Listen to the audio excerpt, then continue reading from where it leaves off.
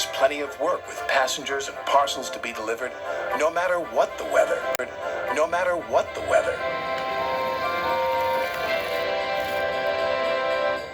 We'll soon be wearing our snowplows, said James. You'll enjoy that, won't you, Thomas? Teased Henry. You know I won't, said Thomas. I don't like my snowplow.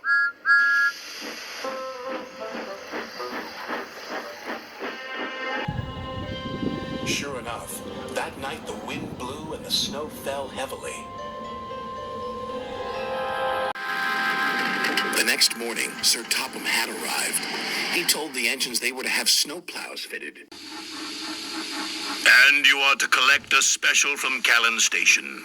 It's needed for the village feast on Toby's branch line. Thomas was excited about his special, but not about his snowplow. Please, sir, my plow is awkward and uncomfortable. Do I have to wear it?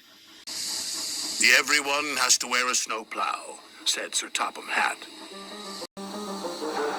The fitters, his driver, and firemen all helped with Thomas's snowplow. We'll have to try that again, laughed his driver.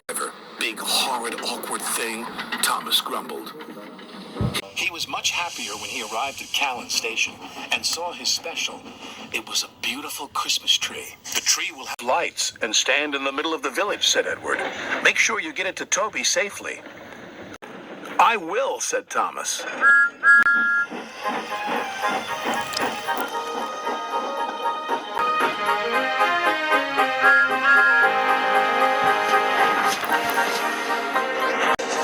Thomas arrived at Maithwaite, and Toby was very happy to see him.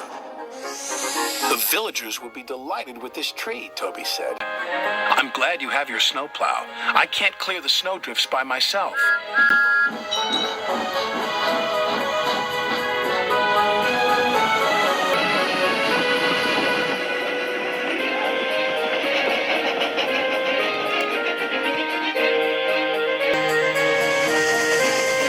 Thomas couldn't see. There was a huge rock buried under the snow. Suddenly, his snowplow hit the rock.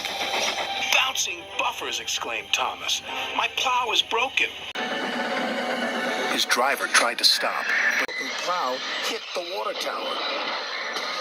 Cinders and ashes, exclaimed Thomas. We can't go any further, said Thomas's driver. And there's no one to help us. But the villagers need their tree, said Thomas. Let me try again. I'm sure I can make it. It wasn't easy without a snowplow, but Thomas was determined.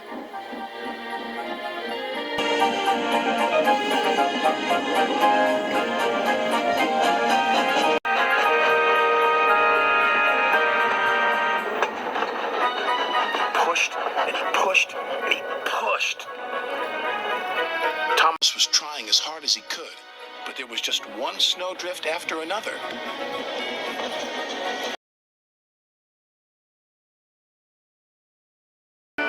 Finally, Thomas and Toby were pulling into the village station. Thomas whistled and the... Hooray, they said. Hooray! The next day, Sir Topham Hatt sent for Thomas.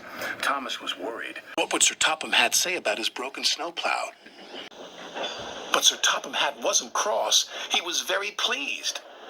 The villagers had a wonderful feast, he said. You were very brave to take on that snow without a plow. Thank you, sir, said Thomas. As you know, continued Sir Topham Hatt, there are no spare snowplows, so you'll just have to do without yours for a while. Oh, thank you, sir, grinned Thomas.